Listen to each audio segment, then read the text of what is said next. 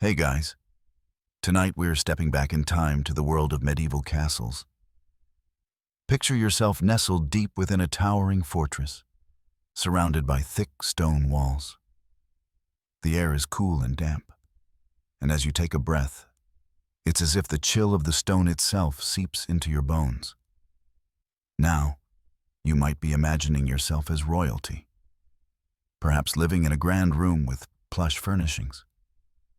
But the reality of life in a medieval castle was far less glamorous than the fairy tales would have you believe.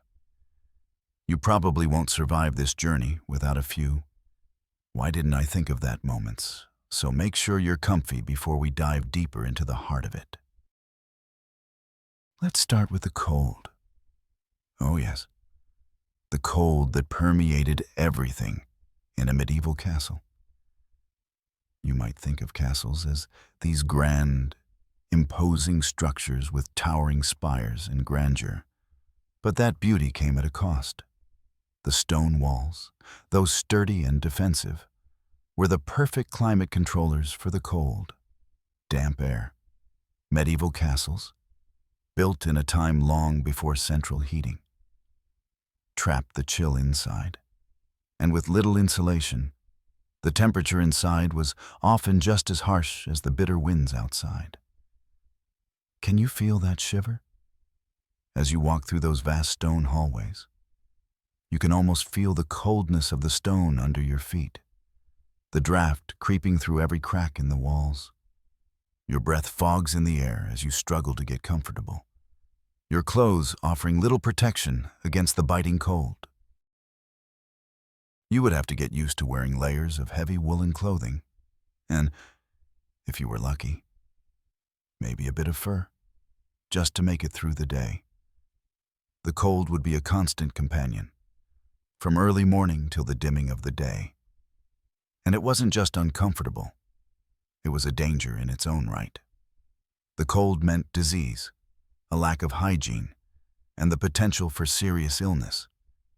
You can almost hear the clatter of wooden shutters as they close to block the wind. But you can still feel it seeping through every gap. It would take a special kind of fortitude to survive in these conditions. And no matter how grand the place seemed from the outside, it would take more than courage to stay warm inside. As the cold seeps into your bones, you're likely starting to wonder, how could anyone possibly live like this? And trust me, you're not alone. Many would say that being inside a medieval castle was a test of endurance. Everything from the drafts to the cramped quarters was designed to challenge the will of the people who lived there. Let's take a stroll into one of those narrow stone staircases that twist and turn, leading up to the castle's highest tower. You might think you're climbing up to some grand hall. But the reality is, even the towers were a place of hardship. Imagine trudging up a winding staircase made of uneven stone steps. The dim light from flickering torches casts more shadows than it illuminates, and the heavy air smells faintly of must, damp stone, and animal skins that were likely used to help cover the chill. No soft carpet here, just rough-hewn steps that have been worn down by countless footsteps.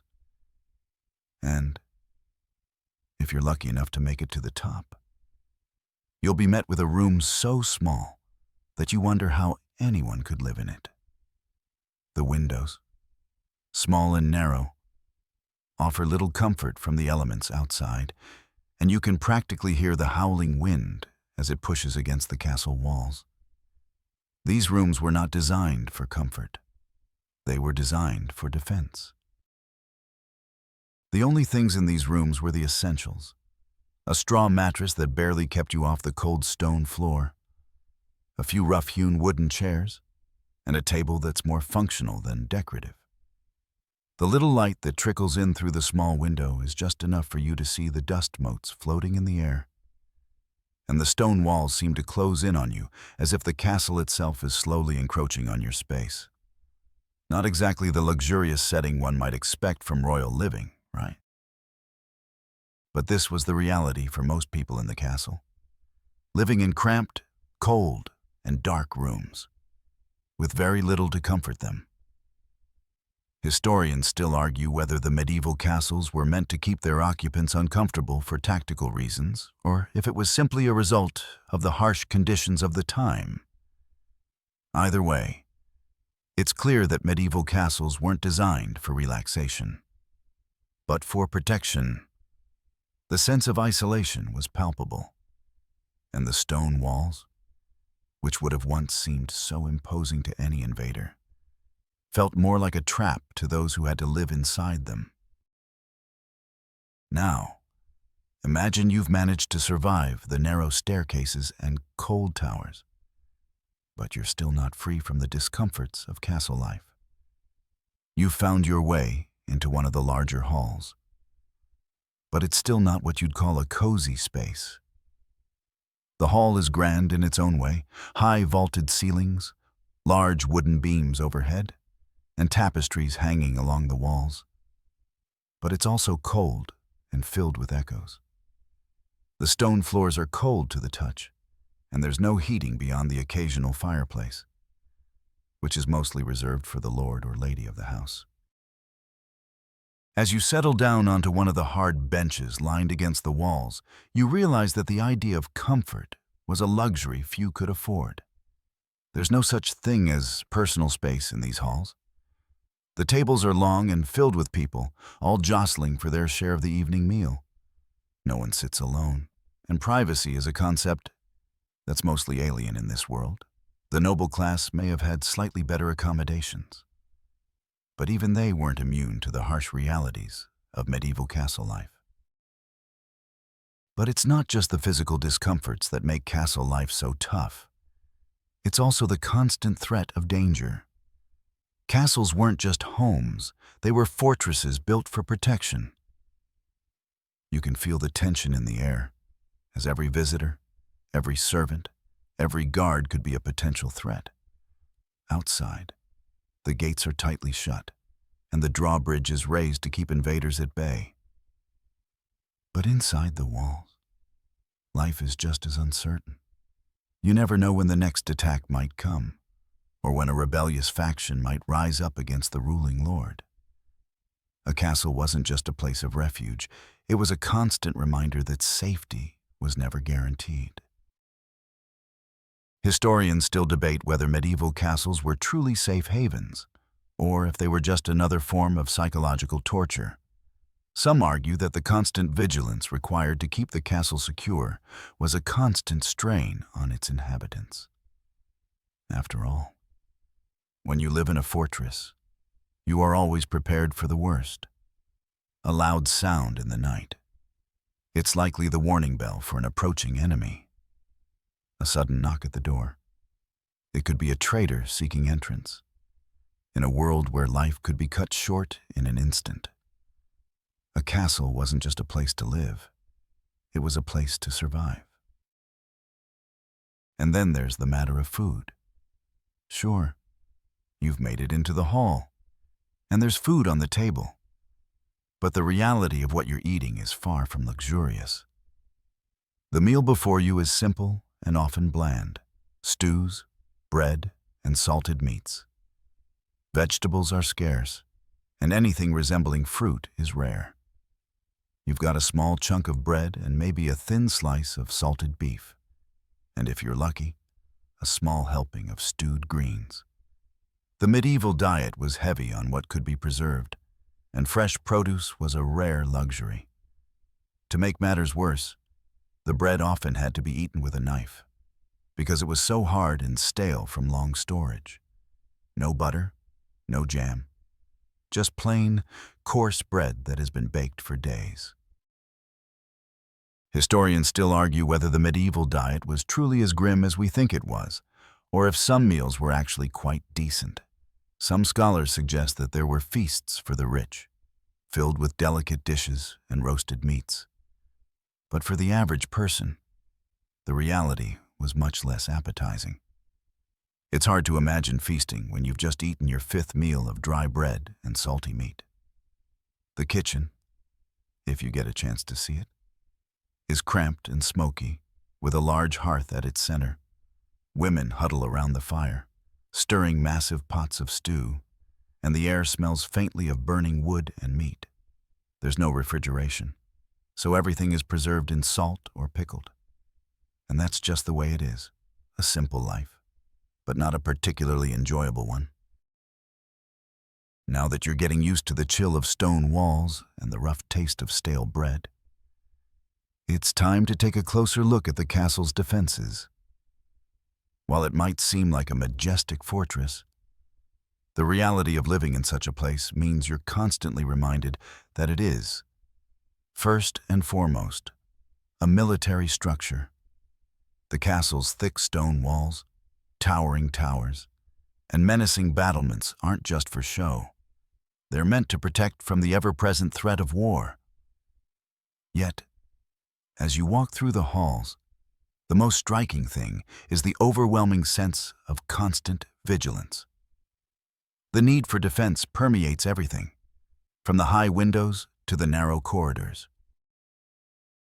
The castle's defensive layout is designed for one thing: to make sure that, if you're under attack, you have every possible advantage. As you walk along the perimeter, you see the familiar signs of military preparation. The parapets, narrow slit windows used for archers to fire arrows at invaders, and the tall towers that offer a clear view of the surrounding land. But it's not just the stone and mortar that make the castle a fortress. It's the sheer paranoia that runs through its halls. Guards patrol relentlessly, walking the battlements, watching for any sign of enemy movement. You can't help but feel the tension in the air. Every creak of the floorboards, every gust of wind that rattles the stone, seems like a warning. But perhaps the most unnerving feature of castle life isn't the ever-watchful guards, but the fact that you're always within these massive walls, surrounded by a sense of isolation. The only way in or out is through the main gates, which are often shut tight. There's a feeling of being trapped within these walls, unable to escape even for a moment. And even if you do manage to leave, you're still bound by the surrounding landscape, fields of grass, thick forests, and treacherous marshlands. The land around the castle is just as hostile as the walls themselves. A stark reminder that you're in a place designed for one purpose: survival. In the medieval world, castles weren't just homes, they were symbols of power. And power meant control over not just the people inside, but the land around them. These fortresses were built to impose authority, with their towering walls and fortified gates sending a clear message to anyone who dared approach. And while the lord or lady of the castle might have been seated comfortably inside, most of the inhabitants of the castle, the serfs, the soldiers, and the servants, lived in a constant state of fear, always on the lookout for the next raid, the next attack, or the next threat to their lives. Historians still argue about how much psychological stress these castle defenses created for the inhabitants. Some suggest that life inside a castle was incredibly stressful, not just due to the physical dangers of living in such a fortified space, but because of the constant reminder that you were always under threat. The anxiety that came from knowing that, at any moment, an attack could begin, would have been overwhelming. On the other hand, some scholars argue that people grew accustomed to the fear, that the routine of defense and vigilance became part of daily life. But it's hard to imagine a life where every day is filled with uncertainty, where even your home could become a target at any moment. As you take in the vastness of the castle and the feeling of being both protected and imprisoned, you're reminded that life in such a place was anything but peaceful. The stone walls, meant to protect, instead create a sense of confinement, and the constant threat of violence only heightens that feeling. A castle, after all, was built to endure siege after siege. It wasn't a home for comfort. It was a shelter for survival. And in the back of your mind, you can't help but wonder, if the walls could talk, what stories of hardship, fear, and survival would they tell? Let's step inside the castle now and explore what life was really like behind the stone walls. As you make your way through the narrow corridors, you can almost feel the damp chill of the stone pressing in around you. It's not the warm, inviting hearths you'd imagine. It's cold, dark, and drafty. Every step you take is echoing off the walls, and the silence between the bustling of the guards and the occasional chatter of servants is unsettling. The air smells of damp wood, musty straw, and the ever-present scent of roasted meat drifting from the kitchens. You might think that life in a castle would be luxurious, after all. It's the seat of power, right? But the reality is a far cry from the luxury we often associate with royalty. In truth, most rooms are poorly lit, barely furnished, and often lack warmth. It's a place of bare necessities. For the most part, the furnishings are simple and practical: rough wooden tables, heavy chairs, stone floors, and woven tapestries that double as insulation against the cold. Candles flicker weakly in sconces, struggling against the dampness that seeps in from the walls. The floors themselves are uneven, worn from years of use, and often slippery with the muck of daily life. And while the nobility may have their own chambers, their comfort is still limited. Their beds are large, yes, but the mattresses are thin, stuffed with straw, and prone to attracting insects. The windows, though sometimes large, let in little light and even less heat. The only relief from the chill comes from the hearths scattered throughout the castle. But even these are often smoky and inefficient, and the smell of burning wood lingers on your clothes for hours. It's easy to forget the glistening golden chalices and rich tapestries. Here, inside the walls, the image of wealth fades, replaced by the discomfort of trying to survive in a cold, harsh environment. But it's not just the conditions inside the castle that make life miserable, it's also the lack of privacy. Everyone knows everyone's business in a medieval castle.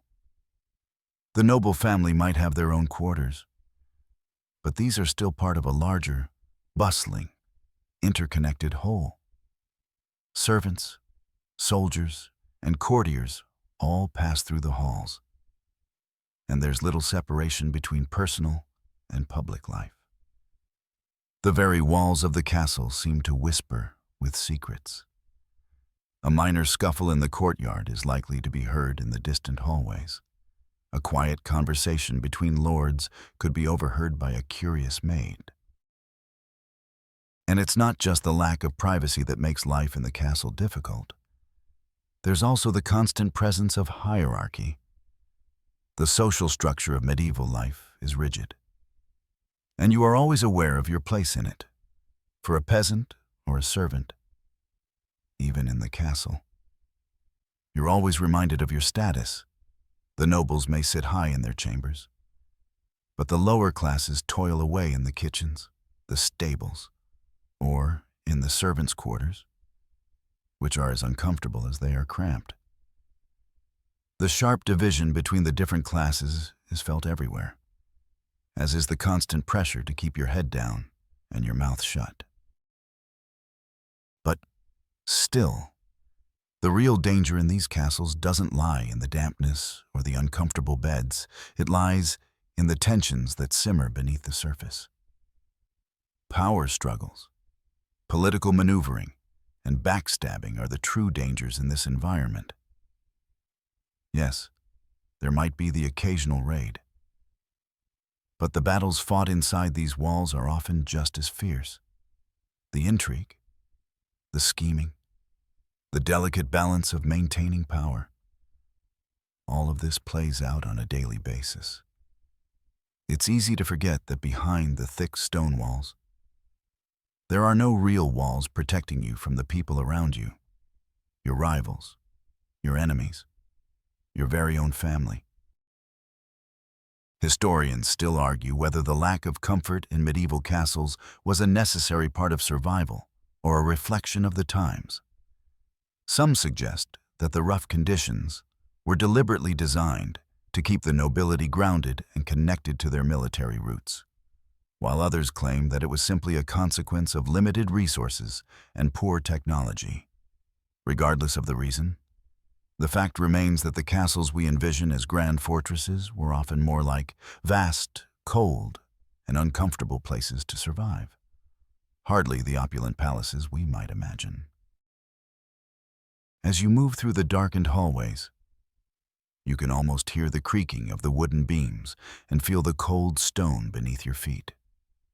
Life in this place isn't about comfort. It's about power, survival, and maintaining your place in a constantly shifting social order. The castle, as grand as it may seem from the outside, is, in truth, a cage. A cage designed to keep you protected from external threats, but at the cost of your comfort and peace of mind. You wander further into the depths of the castle, and the noise of the court feels distant now. Instead, the quiet and the echoes of the stone walls create an eerie stillness, almost as if the castle itself is watching you. As you make your way through the narrow, winding hallways, you realize just how oppressive it feels to live here. The thick stone walls block out the sun, leaving the corridors dim and shadowed, even during the day. Outside, the world might be full of life, but inside the castle, there's a sense of isolation that hangs in the air. You can almost feel the weight of centuries pressing down on you. Let's talk about the food situation now, because living in a medieval castle didn't mean you were eating well all the time. Imagine the constant battle with the elements. While you're safe inside the castle walls, your stomach is still subject to the whims of the seasons, the harvests, and the availability of food.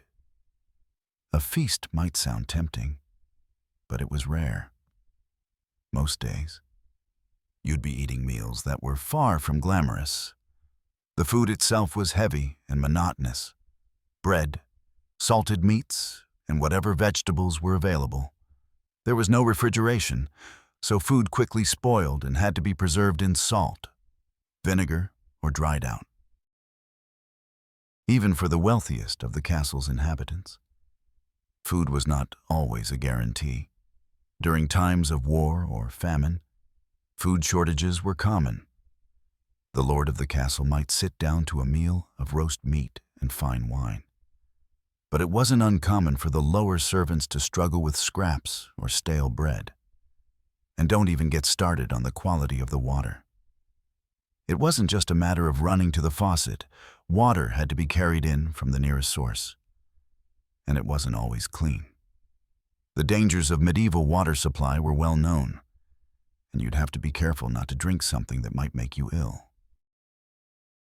And when you do get to eat, it's not like you get a chance to relax and savor your meal.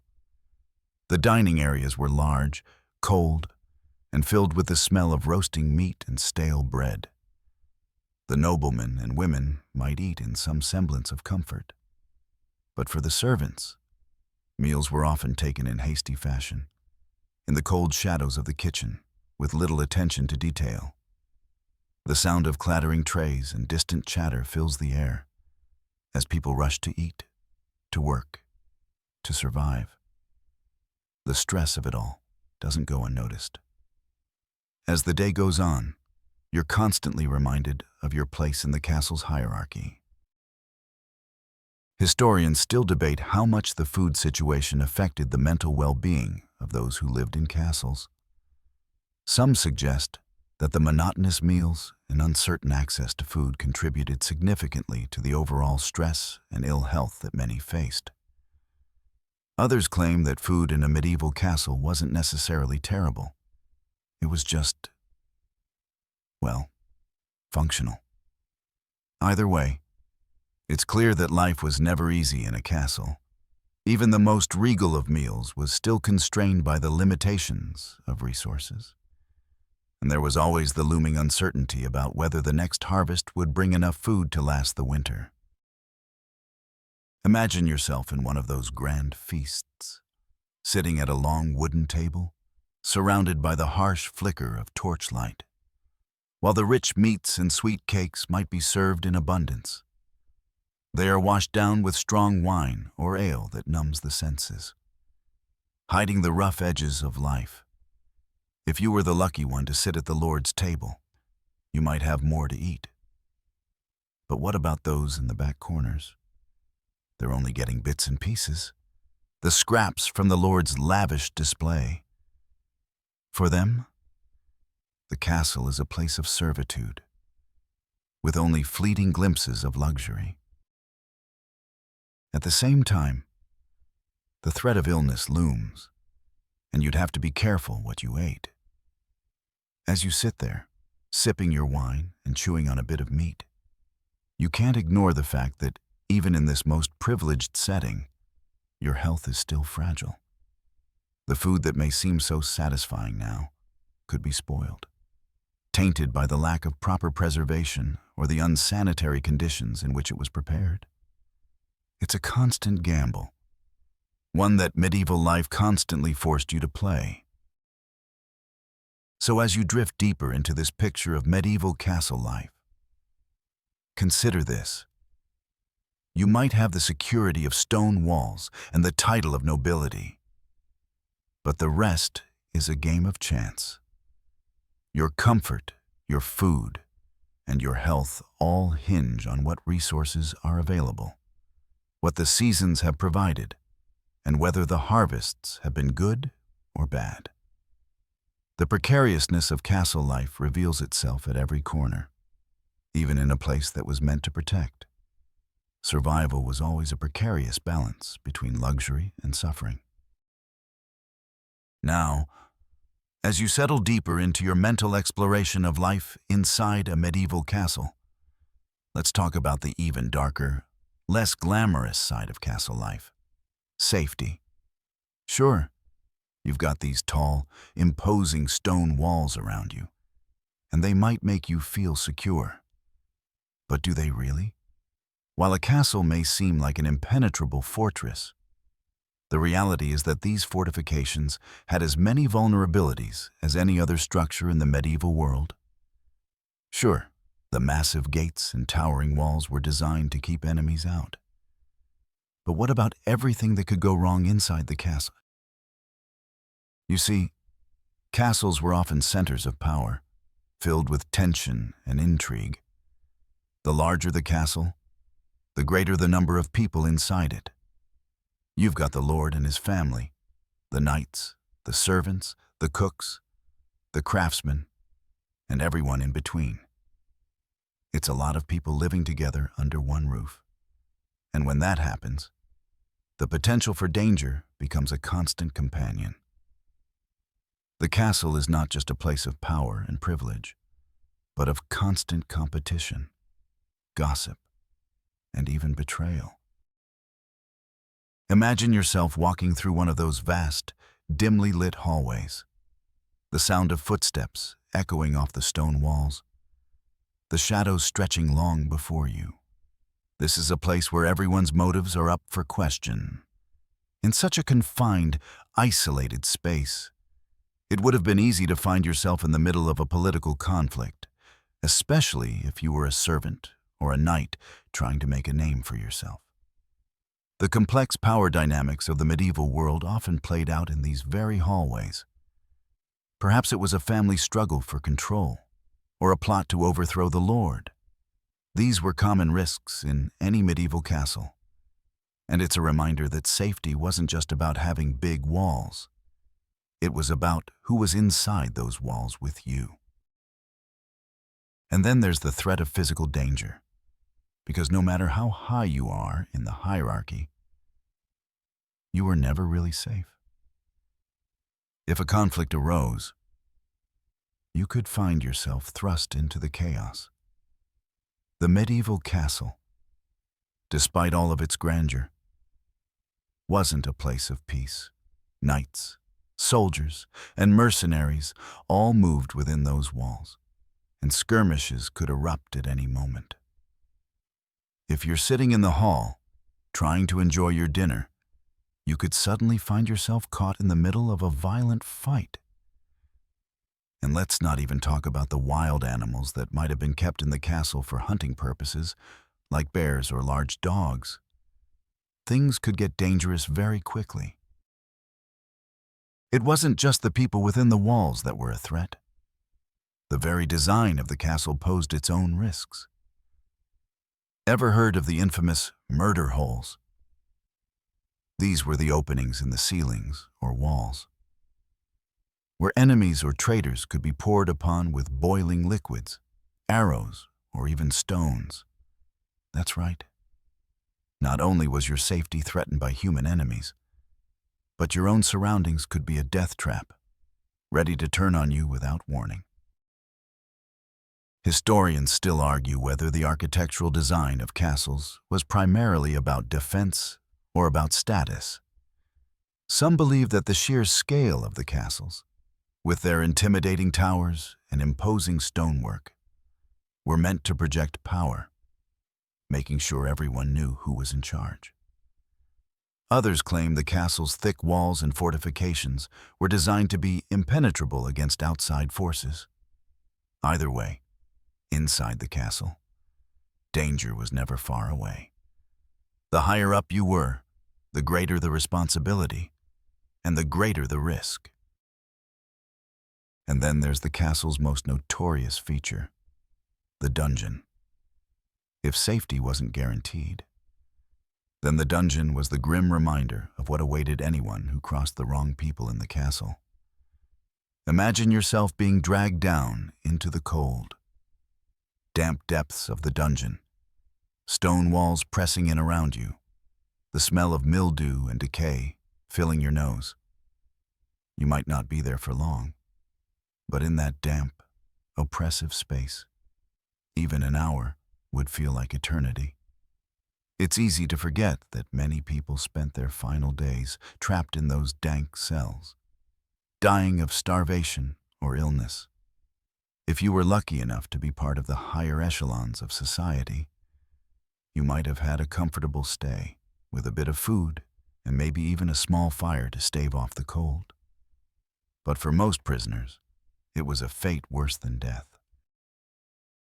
Your safety in a medieval castle was never a given.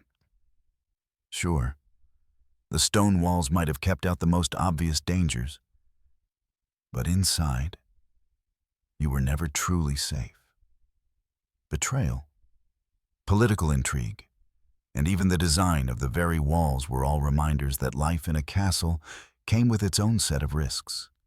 The constant tension, combined with the daily struggles of survival, meant that even the most lavish castle could quickly become a prison, where one mistake could cost you your life. The contrast is hard to ignore. On one hand, castles were symbols of power, luxury, and status. On the other hand, they were also places where the dangers of medieval life lurked behind every corner, waiting to turn against those who took their position for granted.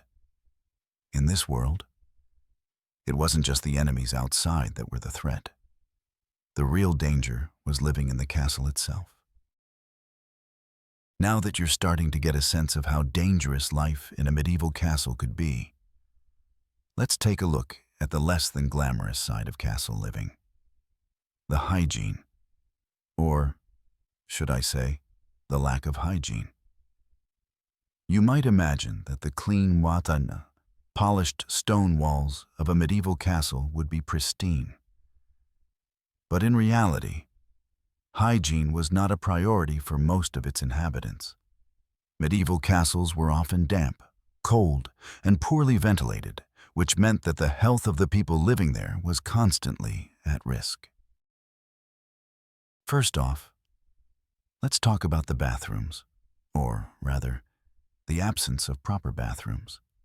If you were fortunate enough to be in one of the more well-maintained castles, you might have had a small chamber pot in your room. But let's face it, sanitation wasn't exactly high on the list of priorities. There were no flushed toilets, no sinks, no running water, just a hole in the ground or a pot that needed to be emptied by the staff. Imagine trying to sleep with the smell of chamber pots wafting through the halls. Certainly not the most restful environment. Right for the higher-ranking individuals. Servants would discreetly empty these pots for them. But for everyone else, the medieval world had no real solution for waste disposal. And speaking of waste, let's move on to bathing, or the lack of it. Medieval castles didn't exactly have a spa culture, and personal cleanliness wasn't something that people were overly concerned about. Bathing was an event that could take place only once or twice a year for the majority of the population. And it wasn't a simple process. Water had to be boiled and hauled up to the castle in large quantities, which meant that a bath, if you could even get one, was a communal event. You can imagine how much fun that would be, standing in a tub with several other sweaty, grimy people.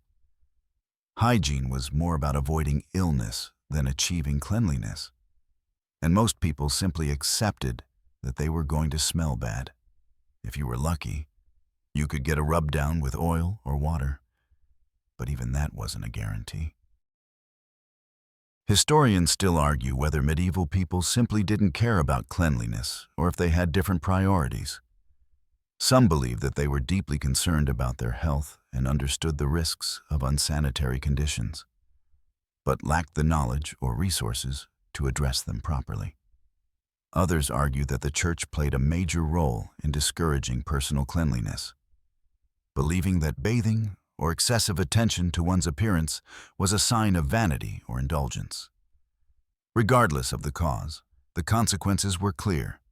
Hygiene was neglected, and people suffered for it. Now, imagine yourself walking through the stone halls of this castle, feeling the chill of the damp air against your skin.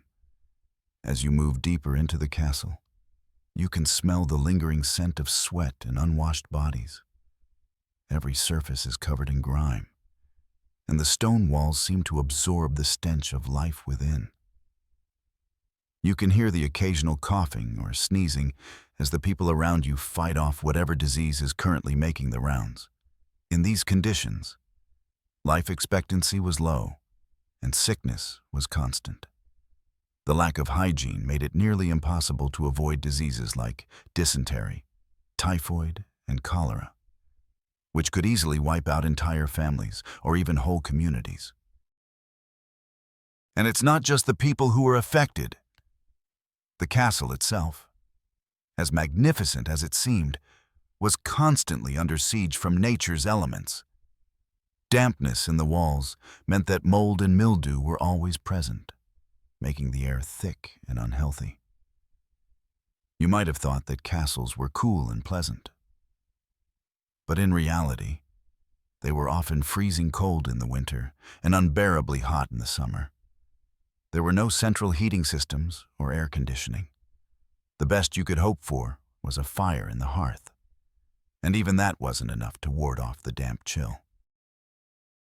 The idea of cleanliness in a medieval castle was far from what we think of today. Instead of using soap and water to cleanse their bodies, people used natural oils, herbs, and powders to try to mask their smell. They also used perfumes made from flowers and spices to cover up their body odor. Bathing was more about ritual than hygiene. In fact, in some cultures, it was believed that washing too often could make you sick, as it was thought to open the pores of your skin and let illness in. So, in some ways, The medieval aversion to personal cleanliness was partly due to superstition and a lack of understanding about germs and bacteria. As you sit here imagining what it must have been like to live in a medieval castle, remember that the environment around you wasn't just uncomfortable, it was potentially life-threatening. The lack of hygiene, the constant dampness, the limited access to clean water, it all combined to create a setting where personal survival was a day-to-day battle. It wasn't just about avoiding political intrigue or the dangers of warfare. You were constantly at risk of succumbing to diseases brought on by the unsanitary conditions around you. A castle might have been a symbol of power, but it was also a place where life was precarious, and even the most basic human needs were often left unmet. Historians continue to debate the extent of medieval hygiene practices and whether people truly understood the connection between cleanliness and health. Some suggest that it was simply a cultural norm to avoid bathing, while others believe that it was a practical response to a lack of resources and knowledge. Regardless, there's no denying that living in a medieval castle meant living with a constant reminder of just how difficult life was for those who inhabited these grand structures. As you continue to settle deeper into the story, let's talk about the constant discomfort that plagued life in a medieval castle. While castles were designed to impress visitors with their towering stone walls, grand halls, and impressive defenses, they were far from the luxurious places we might imagine today.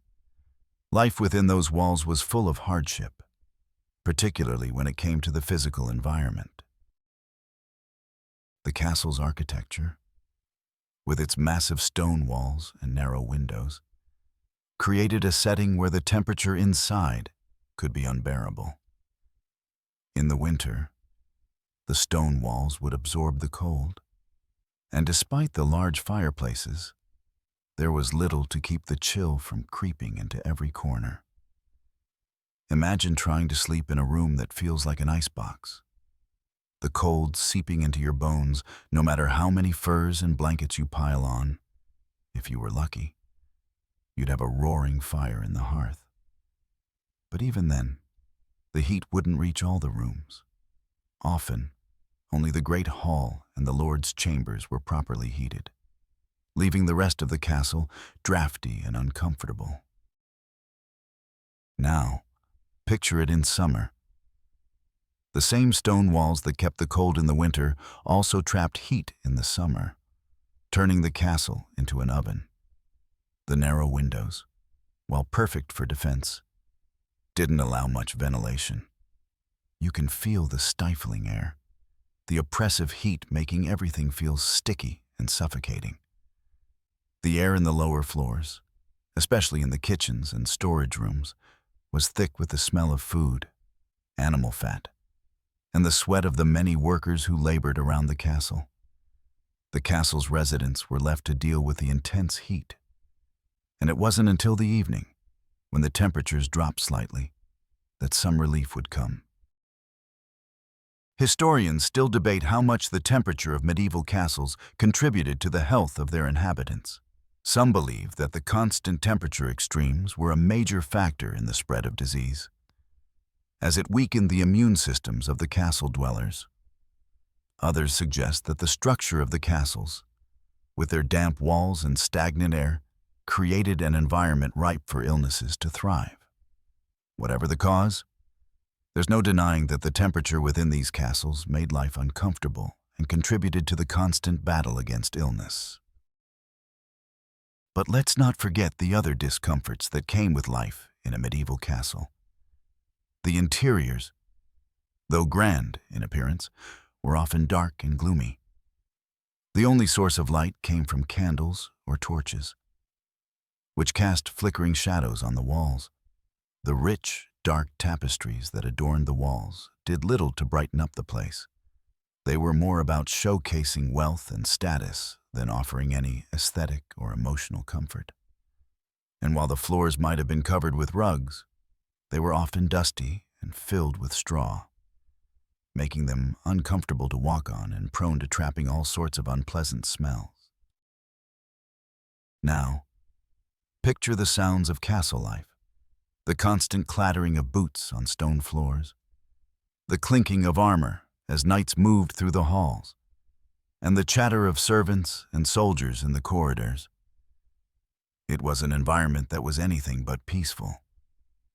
The large stone walls, while providing protection, also amplified every noise, creating an echo that made the castle feel even more imposing and distant. There was no escaping the noise, the bustling activity, and the ever-present reminder that you were never truly alone within the castle walls. Historians still argue about how the inhabitants of these castles coped with the lack of comfort.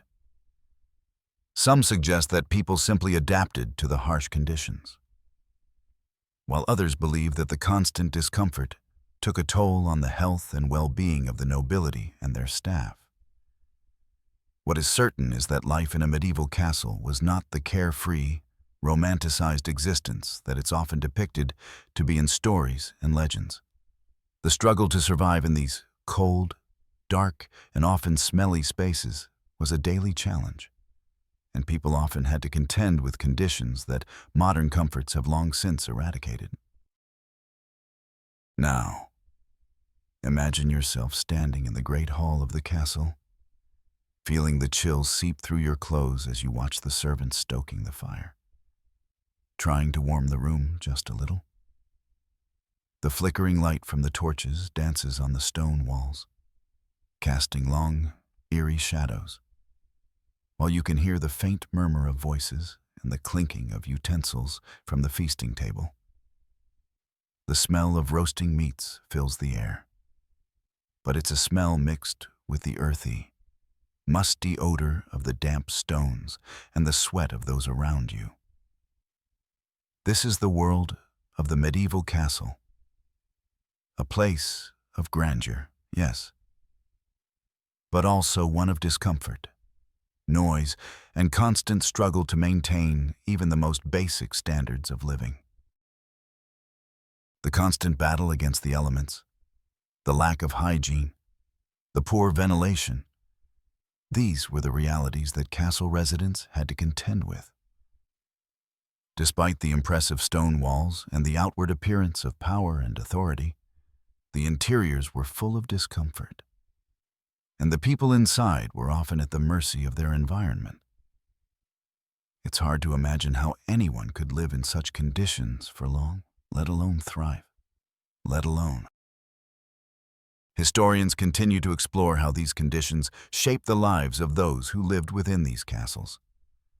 Some argue that the daily discomforts of castle life made people more resilient and resourceful, while others suggest that the constant exposure to poor living conditions contributed to the short life expectancy and frequent bouts of illness that were common in the medieval period. Either way, it's clear that life in a medieval castle was far from the luxurious existence we might imagine today. Now that you have a sense of how the physical environment in a medieval castle was anything but comfortable, let's take a closer look at the people who lived in these castles and how their social structures affected their day-to-day lives.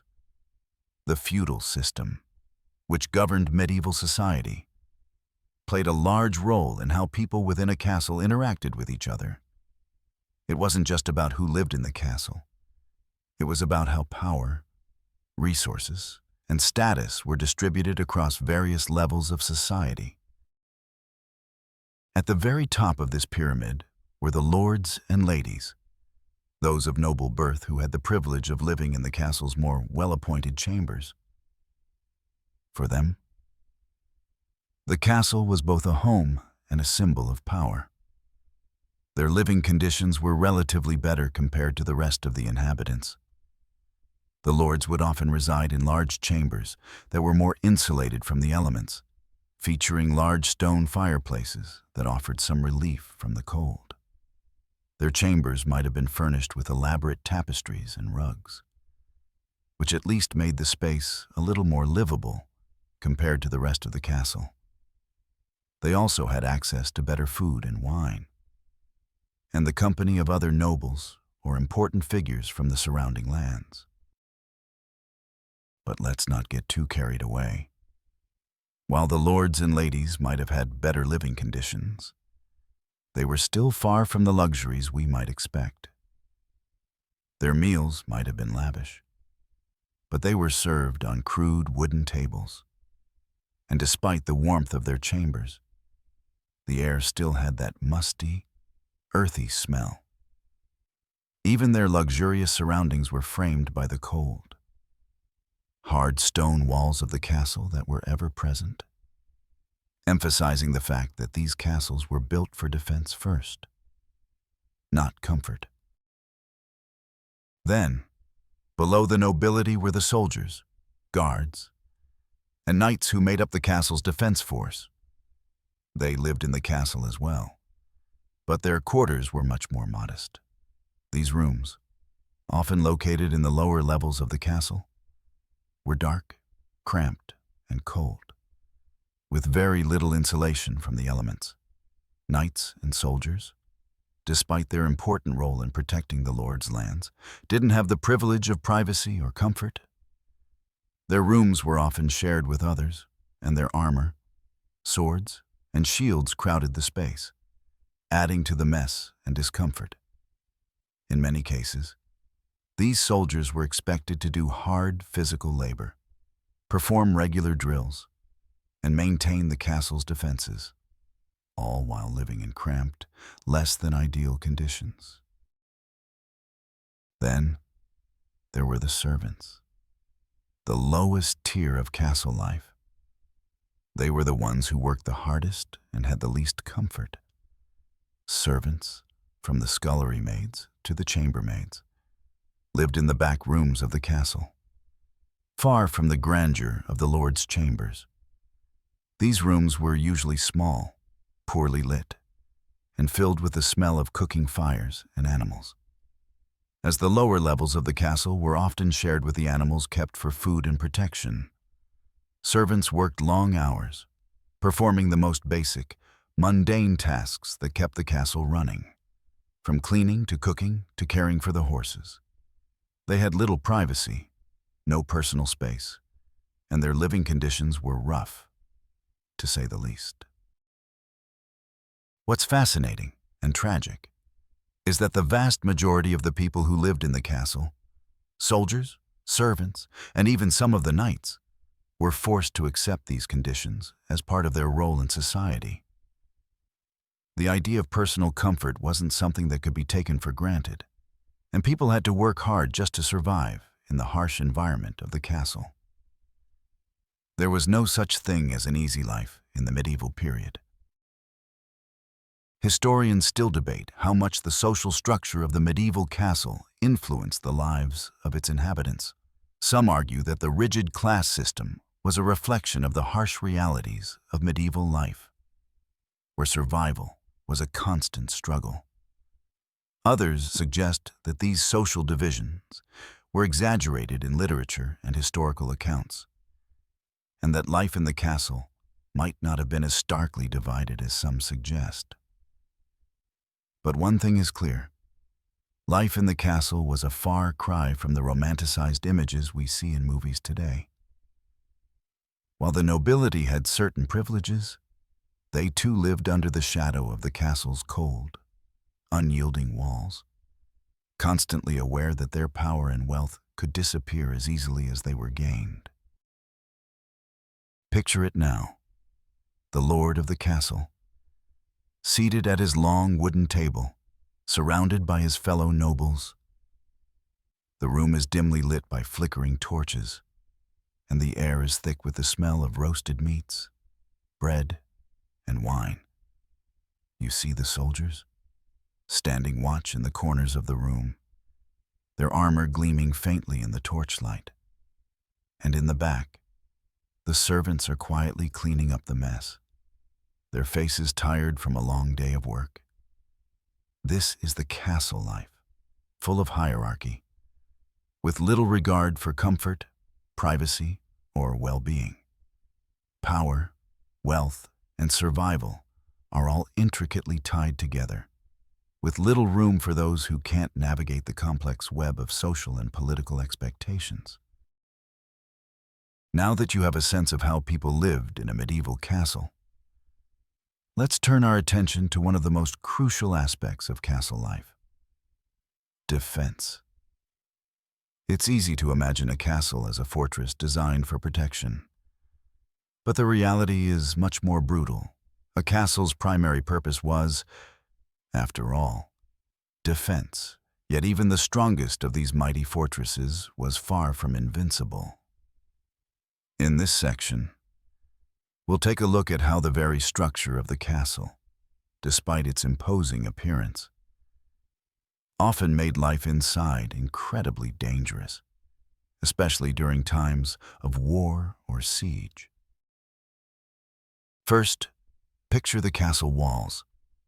Thick, imposing stone towers rising high into the sky. You could easily be forgiven for thinking that these walls were impervious to attack. However, life within the castle walls wasn't as secure as you might expect. Castles were often located in strategic positions, such as hilltops or along important trade routes, to control access and defend against invaders. Yet, despite their strategic positioning, medieval castles were frequently under threat from both rival kingdoms and local uprisings. While the outer walls were designed to withstand arrows, siege engines, and even the occasional battering ram, the interior of the castle wasn't immune to the dangers of conflict. The layout of the castle, with its narrow staircases, low ceilings, and small, cramped rooms, made it easy for attackers to corner and trap inhabitants. The thick stone walls might have offered some protection, but they also made it difficult to escape in the event of an attack. The hallways, too narrow to allow for fast movement, could become death traps if invaders made it past the outer defenses. The castle's defenses were built to withstand long sieges, but these also created their own set of problems. You see, when a castle was under siege, the inhabitants were often confined to the fortress for extended periods, with little food, poor sanitation, and very few comforts. The supplies that came in from outside, such as food, water, and firewood, were usually limited. And if the siege dragged on for too long, the people inside the castle were often left in a state of desperation. Imagine being inside one of these castles during a siege. You can hear the sounds of battle, clashing swords, the creak of wooden siege engines, and the crackling of flames as fireballs rain down from above. The walls shake as the battering ram slams against them again and again. The air is thick with the smell of smoke, sweat, and fear. You're trapped in this massive stone structure, surrounded by thick walls and narrow hallways, with little hope of escape. And then there's the mental toll. The psychological effects of being under siege were just as devastating as the physical dangers. The isolation, the constant tension, the uncertainty of survival. These were all factors that could drive even the bravest of warriors to the brink of madness. The conditions inside a castle during a siege were enough to break even the most stalwart of defenders. Historians still debate the true extent of suffering during sieges, with some claiming that the conditions were worse than we often imagine, while others suggest that defenders had more means of survival than we realize. Some medieval castles were equipped with more sophisticated systems to collect and store water. For example, while others had cleverly designed wells or hidden chambers to store food and supplies. Regardless, the reality was clear.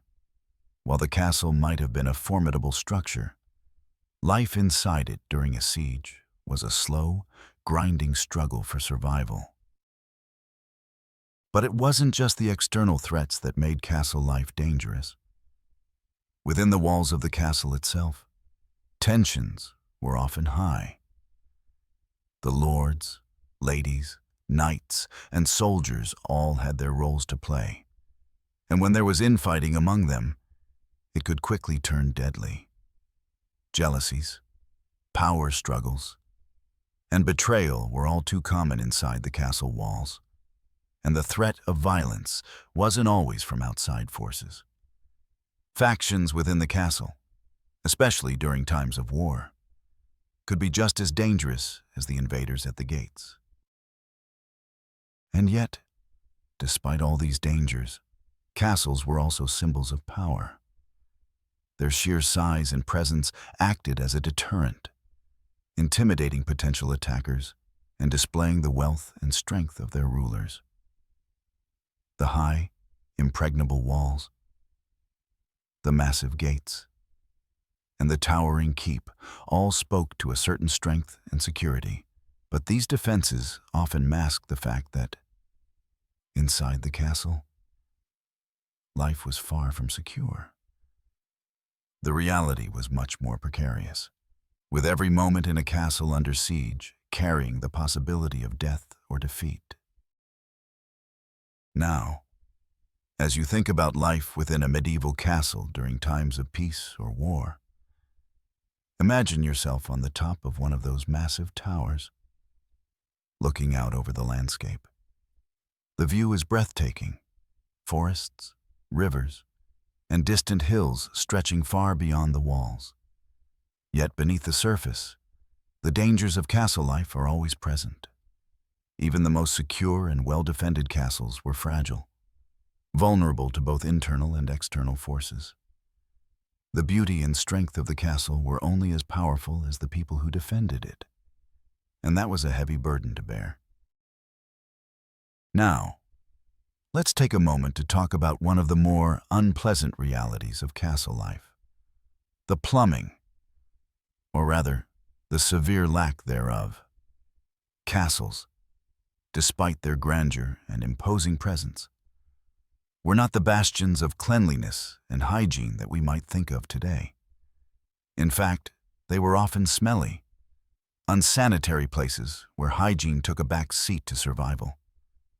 And you, dear listener, are about to embark on a most uncomfortable journey through the stinky, grimy world of medieval sanitation. Imagine walking through the long, dimly lit hallways of a medieval castle. The air is thick, heavy with the musty scent of stone, old wood, and sweat.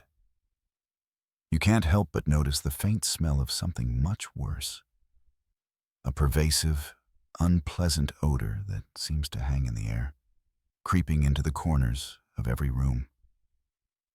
Yes, my friend, that smell is exactly what you're thinking: human waste. In most castles, sanitation was a major challenge. While some castles had a rudimentary form of plumbing, it was hardly the sophisticated systems we take for granted today. Instead of modern toilets, the residents of the castle had to make do with far less pleasant options. The wealthier inhabitants, such as the lords and ladies, might have had a private chamber pot, a small, portable toilet of sorts. But this was hardly a luxury. Imagine being a high-ranking noblewoman, dressed in your finest gown, trying to find a discreet moment to relieve yourself in the privacy of your chamber, all the while trying to avoid the inevitable odors that accompanied the use of chamber pots. But for the rest of the castle inhabitants, the situation was even worse. The soldiers, servants, and common folk were often relegated to the castle's public latrines, a series of stone benches with holes carved into them, sometimes located in an open area near the castle's courtyard or courtyard wall. These crude latrines, typically overhung by the stench of waste, would have been little more than uncomfortable stone benches with a drop to the muck below. The situation was even worse in the colder months, when the freezing air made the already unpleasant experience even more unbearable. In some castles, especially those with more advanced design, latrines were sometimes located within the walls themselves. A small stone structure with a hole would protrude from the castle's walls, leading the waste into deep pit or trench below. In theory, this system was meant to keep the waste away from the living areas. But in reality, it only served to spread the stench and increase the risk of disease. The waste would often seep into the ground or flow into nearby rivers, contaminating the water supply and making things worse for everyone involved. Now, consider the total lack of cleanliness in the castle. Without the luxury of modern plumbing, the castle's residents were forced to live with an ever-present threat of infection. Disease spread quickly through the population, often carried by rats and fleas that found shelter in the dark, damp corners of the castle's many rooms. As a result, the inhabitants of the castle were constantly exposed to unsanitary conditions that could lead to illness or death. In addition, with no real understanding of hygiene, people were often unaware of how their living conditions could directly contribute to the spread of disease. This left many in a state of constant vulnerability to the ravages of infection. Imagine walking through the castle's dark, narrow hallways, with your boots splashing through mud and muck that seems to be everywhere. You stumble across a patch of slick stone floors, and as you look up, you see a man in ragged clothes standing beside a door, muttering something under his breath. You walk past him, and the unmistakable odor hits you, the stench of human waste, mingled with the smell of stale air and sweat. You try to hold your breath as you pass the latrines, but the smell is impossible to avoid. Now imagine being trapped inside this structure for days, weeks, or even months at a time, especially during the long winter. The cold stone walls offer no comfort, and the smoke from the fireplaces fills the rooms, making the air thick and heavy. There's no escaping the smell of waste, the dampness of the stone, or the constant discomfort. Hygiene, it seems, is a luxury you simply cannot afford in this world. But despite the overwhelming discomfort, the lack of sanitation was just a part of castle life. Castles were built to be fortresses, not comfortable homes, and their primary focus was defense, not luxury. The discomfort and the smells were simply the price one paid for living in a place designed for survival, not comfort. Historians still argue about how often the poor hygiene and lack of sanitation in castles directly led to outbreaks of disease. Some suggest that the unsanitary conditions were a key factor in the frequent plagues that ravaged Europe during the medieval period, while others believe that other factors, such as malnutrition, bad water, and poor living conditions, were just as influential. Regardless of the precise cause, the reality is that life in a medieval castle was far from the romanticized version we might imagine today. Hygiene, comfort, and basic sanitation were luxuries that most medieval castle inhabitants simply didn't have the luxury of enjoying. So, next time you find yourself wishing for the grandeur of castle life, remember that the lack of sanitation was a serious problem that made even the most impressive castles a place of discomfort and danger. You might be surrounded by towering walls and sprawling courtyards, but at the end of the day, you're also surrounded by filth, disease, and a constant, ever-present smell. That, my friend, is the price you pay for living in a medieval castle. As you sit back and let the dim light of your imagination soften the edges of this medieval castle, let's shift our focus from the smelly latrines to the more precarious and dangerous aspect of living in one of these grand fortresses: the ever-present threat of attack. You see, while castles were designed for protection, they were also a constant reminder of the chaos and violence that surrounded them. Castles weren't just homes, they were military strongholds, built to withstand sieges, invasions, and the constant struggle for power. And living in one didn't mean sitting back in comfort. It meant being prepared for the next battle, the next ambush, or the next horrific siege. Imagine waking up early in the morning, the thick stone walls of the castle holding in the chill of the night air. You hear the distant sounds of armor clanging and the low murmur of voices echoing through the halls. It's a normal morning in the castle, at least, as normal as it gets when you're constantly worried about an attack.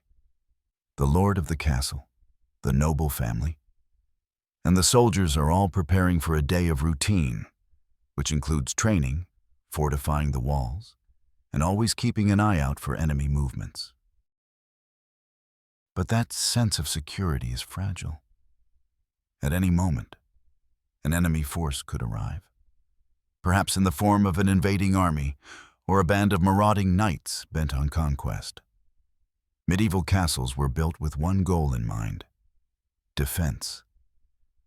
The walls were thick and tall, designed to repel battering rams, archers, and siege engines. The towers were positioned for maximum visibility, allowing guards to keep watch over the surrounding lands. The drawbridge was raised at night and the portcullis lowered, making it difficult for any unwanted guests to gain entry. However, even with all the heavy fortifications and defensive measures, life in a castle was never entirely safe. Sieges, in particular, were one of the greatest threats. Picture the castle surrounded by an enemy army, their numbers swelling in the fields beyond the walls. The siege has begun. The defenders of the castle are on high alert, waiting for the first sign of attack. Every nook and cranny of the fortress is fortified. Archers line the battlements, ready to rain arrows down on anyone who dares approach. Inside the castle, the tension is palpable. The lord and his family, along with the soldiers, are preparing for a lengthy standoff. It could be weeks, maybe months, before relief arrives. And while the defenders might feel secure behind the thick walls and towering gates, there is always the fear of betrayal. A traitor could be hiding within, ready to let in the enemy in exchange for gold or power. Or perhaps there's an insider among the servants or soldiers who holds a grudge against the lord. These fears were very real, as castles were often caught in the crossfire of political intrigue and personal vendettas. A single slip-up could doom an entire castle, leading to the death or capture of its inhabitants. The castle walls, meant to offer security, could also feel like a prison. Even the most well-protected fortress couldn't fully shield its inhabitants from the constant threat of violence. Being cooped up inside these stone walls for days or weeks on end could take a psychological toll, especially if supplies began to run low. Imagine the uncertainty. No communication with the outside world. No idea when the siege would end, or if you'd ever see the light of day again. The fear of starvation, illness, and injury could weigh heavily on those inside, making the castle feel less like a home and more like a death trap. But the danger didn't just come from outside forces. Within the walls, tensions were high, and rivalries could easily escalate. Noble families vying for power within the castle could create their own internal conflicts. Political alliances were fragile, and betrayals could come from unexpected places. If you were a resident of the castle, you had to be careful who you trusted, as the stakes were high. The threat of assassination or betrayal was always looming, especially if you were part of a powerful family with many enemies. Historians still debate whether the constant threat of attack and the fear of betrayal had as much psychological impact on the inhabitants of castles as the physical danger meant. Some suggest that the psychological toll of living under siege was just as harrowing as the actual combat. Others argue that the fortifications and the strict discipline of castle life helped keep the inhabitants focused and less fearful. Regardless of the psychological effects, it's clear that life in a castle wasn't all chivalry and gallantry. It was also about surviving constant danger and uncertainty. And then, of course, there were the more subtle but equally dangerous challenges. Food and water shortages. During a siege, supplies could run out quickly. The castle might have enough food to last a few days. But after that, things could get tricky. The defenders would have to rely on stored grain, dried meats, and whatever they could forage or steal. But as the siege wore on, these supplies would dwindle, leading to desperation. When the supply of clean water ran out, it meant relying on rainwater or contaminated wells, further increasing the risk of illness. All of this, of course, was taking place while the people inside the castle had no real idea of how the war would end. There were no guarantees, no certainty of survival. Even if the castle held, those inside could face starvation, illness, or worse. So, the next time you picture life in a medieval castle, remember that it wasn't all grand feasts and knights in shining armor. It was a life of constant vigilance, uncertainty, and fear. You weren't just living in a grand stone fortress. You were living in a place where survival was a daily battle. And even the strongest walls couldn't keep out the dangers that lurked both outside and within. Now that you've gotten a sense of the tension and uncertainty that came with living in a medieval castle, let's turn our attention to a less obvious but equally uncomfortable aspect of castle life: the hygiene, or rather, the lack of it. Today, we have modern plumbing, hot showers, and antibacterial soap. But in the medieval world, hygiene was an entirely different matter. Inside the castle, despite its imposing walls and grand chambers, the conditions could be downright grim. First, let's think about bathing, or rather the absence of regular baths. Medieval people, especially those living in castles, didn't have access to the luxuries we take for granted. Castles, with all their grandeur, didn't have running water or bathtubs like we do today. So how did people in castles stay clean? The short answer is, they didn't. At least not in the way we might expect. Bathing wasn't part of everyday life.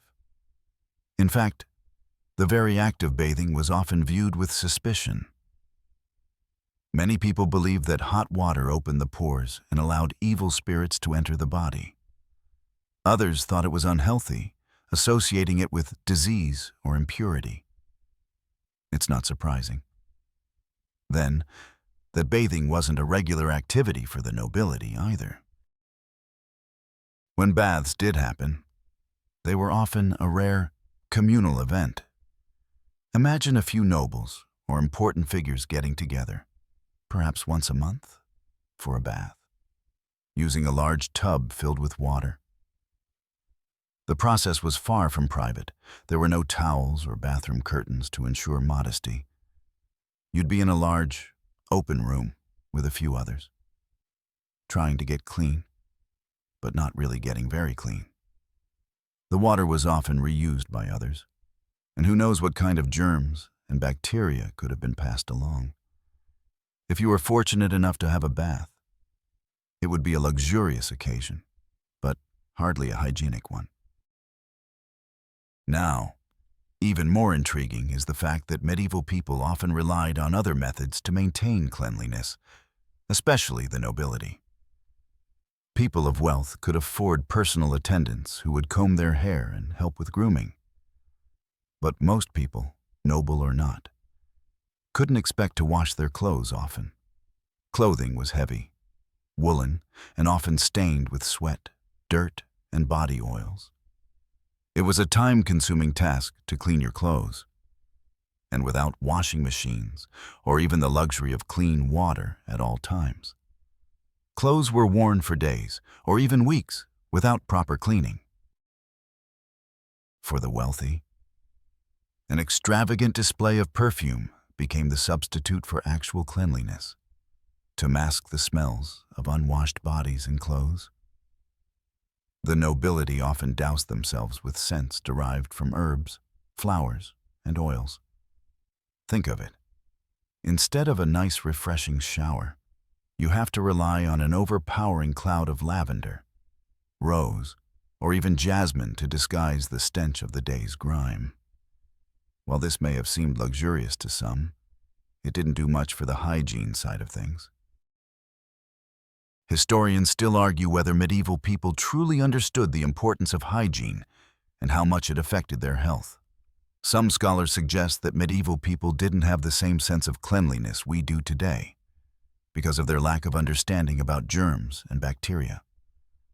Others believe that they did know the value of cleanliness, but that the rituals of hygiene were simply different, bound by cultural norms and religious beliefs. Regardless, the truth remains. The hygiene practices of the medieval period were far from ideal.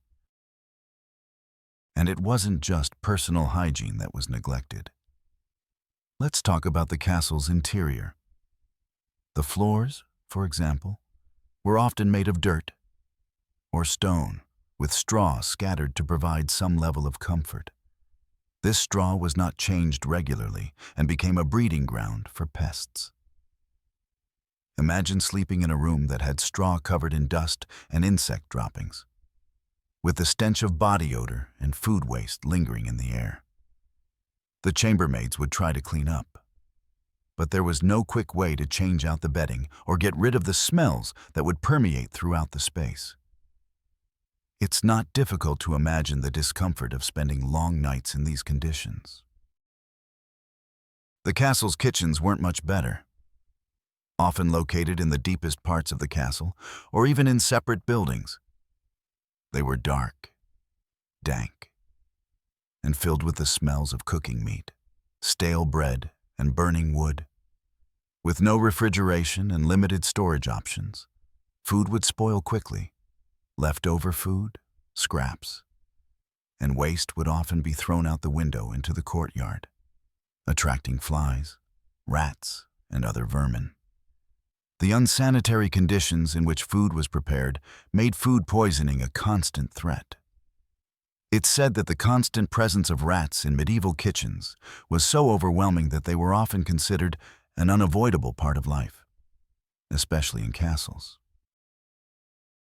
Despite all of this, the castle was also a place of prestige. The rich tapestries on the walls, the grand meals, and the opulent feasts provided a sense of grandeur and elegance to those who lived in these castles. But the reality was that beneath the surface, the medieval castle was far from a hygienic paradise. The lack of cleanliness, combined with the risk of diseases and infections, meant that even the highest nobles were often struggling with health issues related to poor hygiene. Historians still debate how much people in medieval times were aware of the impact of poor hygiene on their health. Some scholars suggest that medieval people lived with diseases simply because they didn't understand how germs worked. Others believe that the medieval era's sense of hygiene was shaped by cultural attitudes and religious beliefs that made cleanliness less of a priority. Regardless, the effects of these hygiene practices, or lack thereof, were far-reaching. It wasn't just about smelling bad or having dirty clothes. It was about living in a world where cleanliness was a luxury, not a necessity, and where sickness and death were inevitable outcomes of the unsanitary practices. So, the next time you think of the opulence of medieval castles, remember that they weren't all about grandeur and elegance. These castles may have been monumental in design and function, but the conditions inside were far from what we would call comfortable by today's standards. The reality of castle life, when it came to hygiene, was often messy, unpleasant, and downright unsanitary. As we begin to wrap up our journey through medieval castle life, we can't ignore one last, unsettling fact. Castles, despite their imposing beauty, were also incredibly dangerous places to live. Sure, we've talked about the cold, the lack of comfort, and the hygiene, or lack thereof. But now, let's dive into something even more disconcerting: the ever-present danger that lurked behind the castle walls. Life in a castle was a constant balancing act between power, control, and vulnerability. One false move or a bad turn of events, and it could all come crashing down. First, let's talk about the physical dangers. Castles were built to withstand sieges, but they weren't immune to the inherent risks of medieval life. Take the cold, for instance. No modern heating systems here. In the dead of winter, the cold would seep through the thick stone walls, and the only warmth available would come from a few roaring fires. But these fires, well, they weren't always as safe as you might hope. Imagine walking through a grand hall, the smell of smoke heavy in the air, with firelight flickering around you. While it might feel cozy, it was also a serious fire hazard. In fact, medieval castles were notorious for frequent fires that would ravage the interiors, sometimes with little warning. After all, with wooden beams, tapestries, and a lack of fire-resistant materials, a single spark could bring an entire wing down. And while the fires were dangerous, the dangers of castle life weren't just confined to the physical. The political intrigue within the castle walls could be just as deadly. Nobles and rulers were constantly under threat from rivals, both within the castle and from outside forces. Conspiracies, betrayals, and plots were all part of the game. A noble woman might appear poised and regal in her castle, but beneath the surface, she could be caught up in a political struggle that would put her life at risk. You could be the highest-ranking woman in the castle, adored by your people, and yet be one plot away from imprisonment, or worse. With the king's favor constantly shifting, you might find yourself exiled to a cold, damp tower for a slight, real or imagined, real or... In a world where alliances were often forged and broken by personal power, beauty, and influence, a castle was both a place of security and a potential trap. The walls that were meant to keep out invaders could also keep in danger. If you fell out of favor, there was no easy escape. You couldn't just hop in a car and drive off to safety. You were trapped in a web of politics, constantly maneuvering to stay ahead of rivals or protect yourself from those who might want to take your place. Now, let's add to the mix the ever-present threat of disease. As we discussed earlier, hygiene was not exactly top of mind for the average medieval castle dweller. Combine that with the lack of proper medical care and the crowded conditions, and you have a recipe for disaster. Castles, especially larger ones, could hold hundreds of people, all living in close quarters, sharing the same air, the same water sources, and, unfortunately, the same illnesses. The outbreaks of disease in medieval times were frequent and deadly. The Black Death, for example, swept through Europe with alarming speed, claiming millions of lives, and castles were far from immune. Imagine being inside a castle during such a time. You might be sitting in a grand dining hall, feasting with the nobility, when someone suddenly collapses, struck down by the plague. The disease spreads quickly, and while the castle walls are built for defense, they can do nothing to protect you from invisible, microscopic threats. And then, there's the matter of food. While the nobility in castles had access to a wide variety of foods, the situation wasn't as glamorous as it might sound. Medieval meals were often heavy, rich in fats and salt, and not exactly known for their cleanliness. The food was preserved through salting, smoking, and pickling, all of which made it less than appetizing and prone to contamination. The process of preparing meals in the castle's kitchens was labor-intensive and unsanitary, and spoiled food was a constant concern, even in the grand halls. Where the best foods were served, the risk of foodborne illness was ever present. Imagine biting into a roast or piece of bread, only to discover that it had gone bad. This would have been a regular part of life for the people who lived in the castle, making every meal a bit of a gamble. And let's not forget the simple fact that being inside a castle meant living in a fortress, essentially a stronghold for protection. Yes, but also a symbol of power, for all the comforts that the nobility might enjoy.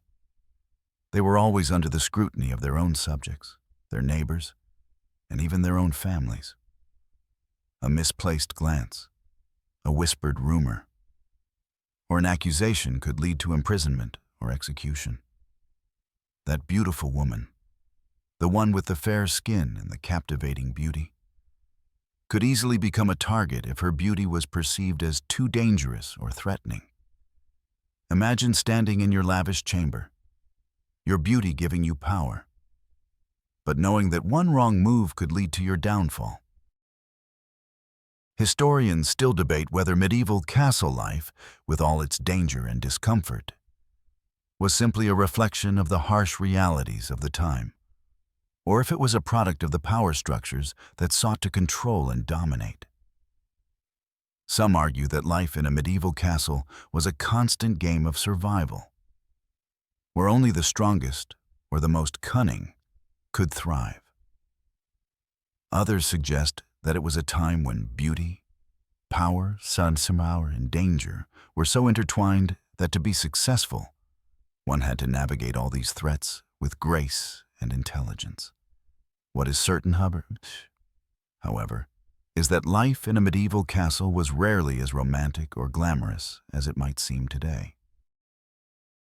So, as you drift off to sleep tonight, remember the castles of the past were not places of simple beauty and elegance, but environments of danger, complexity, and intrigue. It was a time when even the most privileged lives were subject to the whims of fate, politics, and survival.